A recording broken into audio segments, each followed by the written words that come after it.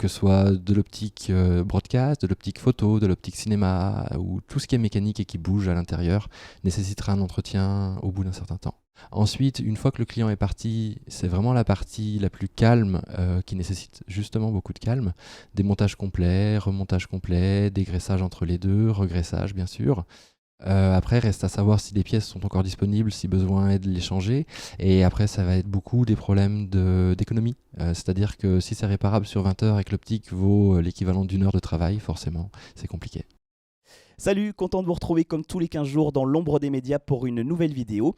Aujourd'hui, nous allons parler de cinéma pour la première fois sur cette chaîne. Et connaissez-vous justement le métier d'opticien du cinéma? Eh bien, c'est ce que nous allons vous faire découvrir dans quelques instants avec Hugues qui nous attend dans son atelier situé dans le 13e arrondissement de Paris. Et restez d'ailleurs bien jusqu'à la fin de cette vidéo puisqu'il va également donner des conseils à tous les photographes et vidéastes pour entretenir votre matériel et surtout éviter le pire. Et puis juste avant de le retrouver, je vous donne déjà rendez-vous dans 15 jours pour découvrir là aussi une interview passionnante, celle de Valérie qui est opératrice prompteur et qui avait eu la gentillesse de m'accueillir sur la finale de la dernière saison de The Voice. Allez, c'est parti, direction Paris où l'on retrouve Hugues tout de suite. Bienvenue dans l'ombre des médias.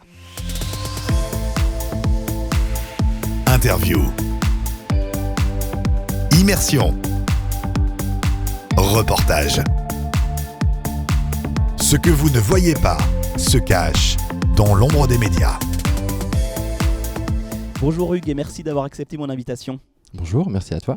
Alors juste avant de parler de ton métier un petit peu plus en détail, on va revenir un petit peu en arrière sur ton parcours et tes études. Comment es-tu arrivé dans l'univers de l'optique ? Donc, suite à un BTS en optique instrumentale, j'ai eu l'occasion de faire de l'anti-reflet sur des verres de montre en Suisse, ce que vous avez sur vos lunettes, mais sur des montres. Puis, chez Fujifilm, l'entretien de matériel broadcast et cinéma, optique. Puis après, chez Emit, qui est importateur de matériel général cinéma. Là, c'est parti de la dolly à l'optique, en passant par l'électronique, les systèmes de points à distance, les rails, etc., etc. Alors tu viens de nous parler de Fujifilm et de Emit. Est-ce là que tu as trouvé ta véritable vocation ? Totalement. C'est là où j'ai l'occasion de manipuler le plus de matériel et d'entrer en contact avec le plus de personnes et d'échanger et de me découvrir.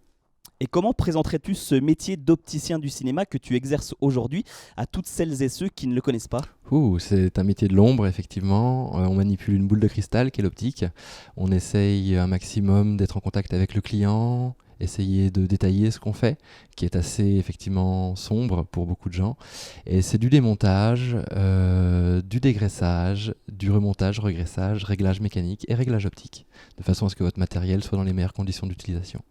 Alors on va en reparler tout à l'heure un petit peu plus en détail, mais combien de temps est-ce que ça peut prendre pour démonter une optique, l'entretenir, la remonter et puis la redonner au client ? En temps réel, ça peut prendre 1 heure s'il n'y a pas grand-chose, ça peut prendre 3 heures sur les plus petits objectifs, monter à 5 sur des focales fixes type cinéma, 6-7 bien sûr, on peut toujours dépasser, et après jusqu'à 15 ou 20 heures sur de gros zooms.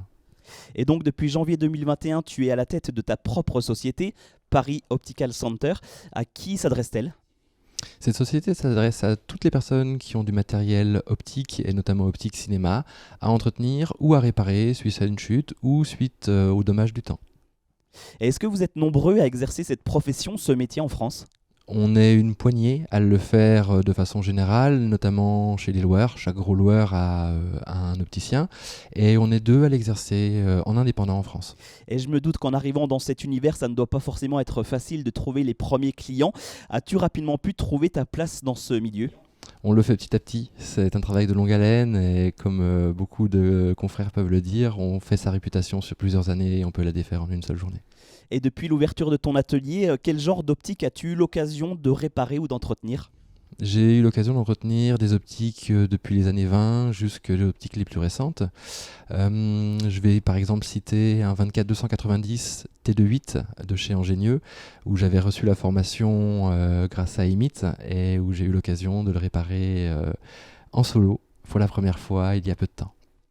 Est-ce qu'il y a des optiques qui t'ont marqué, des optiques que tu n'espérais pas avoir un jour dans les mains ? un optique des années 20 qui est tout simple et qui retrace vraiment un morceau d'histoire. Ce 24-290 qui est un des plus gros optiques du cinéma au monde et qui demande beaucoup de force par rapport au poids des éléments, beaucoup de précision justement parce que c'est de l'optique et forcé très doucement. Et on se doute que quand un client entre dans ton atelier, c'est pour réparer son matériel. Est-ce que ça t'est déjà arrivé de recevoir des optiques où tu te dis là c'est mort, je pourrais rien faire pour lui? On peut souvent faire beaucoup. Après, reste à savoir si les pièces sont encore disponibles, si besoin est de les changer.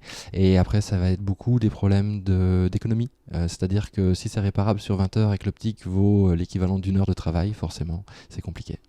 Et en photo ou en vidéo, on connaît également le problème des champignons qui poussent à l'intérieur de l'optique, souvent dû à l'humidité ou à la chaleur. Est-ce qu'un objectif qui a ce genre de problème est réparable et est-ce que tu en as régulièrement? On peut tout réparer, reste à savoir le temps, l'argent et aussi les performances que l'on désire. On peut démonter l'optique, enlever le champignon, il restera la trace de l'absence de champignon sur le traitement.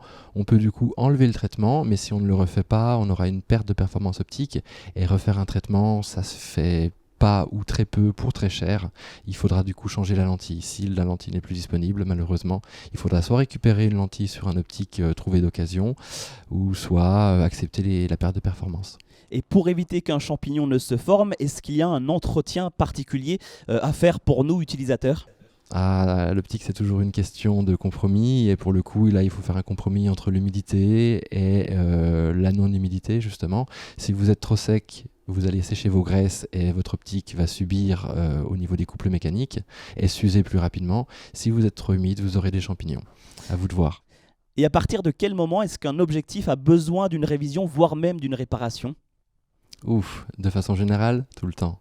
En réalité, dès que vous perdez un petit peu de couple mécanique, dès que vous sentez des accroches, dès que vous sentez des points durs, là, il faut commencer à se poser la question. Vous pouvez continuer à l'utiliser pendant de nombreuses années, même parfois, mais plus vous l'utiliserez, plus vous allez créer mécaniquement du jeu et plus au final vous aurez des problèmes. Je vais faire le parallèle entre une voiture, quand vous faites la vidange, c'est pour entretenir sur le long terme. Vous pouvez vous passer la vidange pendant 2 fois les kilométrages nécessaires, derrière votre moteur aura pris cher.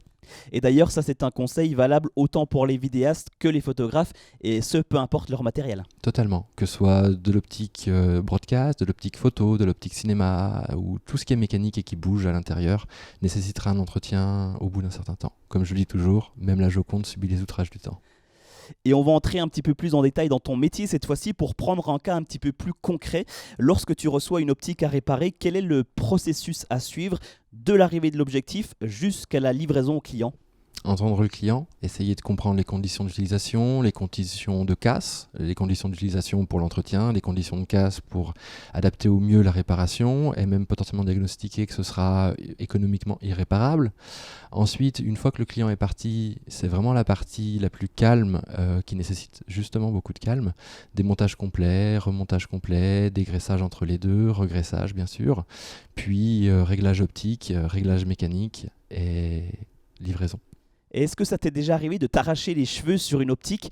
D'ailleurs, en voyant le chapeau, on peut se poser des questions. C'est justement pour ça. Effectivement, lorsque ce sont des optiques récents, on peut facilement changer les pièces et ils ne sont pas trop usés. Lorsque ce sont des optiques anciennes, et notamment des optiques anamorphiques ou des zooms, on peut se retrouver avec des choses qui sont plus de la restauration que de la réparation. Et cette chaîne est suivie par de nombreux passionnés de vidéos. Est-ce qu'on peut en profiter pour leur donner un ou plusieurs conseils pour entretenir leurs objectifs? Vous pouvez trouver beaucoup de conseils sur Internet. Je vous invite à beaucoup recouper ce que vous pourrez trouver. De façon générale, il n'y a rien de très mauvais, mais si vous recoupez, vous avez de grandes chances d'être sûr que ce soit bon. Une poire pour souffler, pas de stuff. Le gaz pourrait s'en échapper de façon liquide et ce serait potentiellement très préjudiciable. Vous pourrez aussi pousser des poussières à l'intérieur de votre optique, ce qui fait qu'elles ne seront plus là pour gêner l'optique, mais elles seront là pour user la mécanique. Ensuite, du propre et du sec, un petit coup de dépoussiérage et puis tous les conseils d'entretien que vous pourrez effectivement trouver sur Internet. Et prendre soin de son matériel, évidemment. Et prendre soin de son matériel, bien sûr. Alors pour terminer cette interview, est-ce que tu peux nous présenter un petit peu ton atelier avec les différents postes ? Bien sûr. Donc il va y avoir un plateau de réception, là où on va pouvoir poser les valises ou les optiques, ou les valises des optiques, tous les deux bien sûr. On va avoir un plan de travail qui sera fortement libre avec beaucoup d'outils, une desserte pour ranger ces derniers, un banc de projection qui permet de contrôler les performances optiques en termes d'image, qui ressemble globalement à un projecteur de diapo, où on aurait remplacé la diapo par une mire de résolution. L'objectif de la diapo par l'objectif à contrôler, et on observe l'image de la mire sur un mur de façon à voir les défauts optiques qui peuvent apparaître, ceux qui sont réparables comme ceux qui ne le sont pas. Puis derrière, comme vous pouvez le voir derrière moi, on a un banc de collimation qui permet de régler l'infini optique par rapport à l'infini mécanique et ainsi d'avoir une bonne corrélation entre les valeurs de points que vous aurez et la réalité. Merci beaucoup pour la petite visite. Et puis finalement, j'ai une autre question. Est-ce que tu as des projets professionnels en voulant peut-être par exemple développer ton atelier ? Des projets et beaucoup de rêves. Déjà des stagiaires, transmettre la connaissance et pouvoir profiter d'échanges toujours nouveaux. Ensuite, le rêve, ce serait bien sûr, après avoir appris à réparer longuement et après avoir bien observé, fabriquer de l'optique, que ce soit du verre, de l'anti-reflet, de la mécanique, recarrosser. Beaucoup de choses sont possibles et beaucoup de besoins sont déjà présents. Et aujourd'hui, comment faire pour te contacter pour toutes les personnes qui auraient besoin de tes services ? Vous pouvez me contacter au travers de mon site parisopticalcenter.fr ou sur info@parisopticalcenter.fr. En tout cas, merci beaucoup pour toutes ces réponses passionnantes et intéressantes. Merci à toi. Et à bientôt, notamment sur Instagram, puisqu'on peut également te suivre sur ce réseau. Et n'hésitez pas à y aller, il y a beaucoup de belles choses. Merci encore. Voilà, nous arrivons au terme de cette vidéo. On se donne rendez-vous dans 15 jours avec l'interview de Valérie, qui est opératrice prompteur. À très vite dans l'ombre des médias.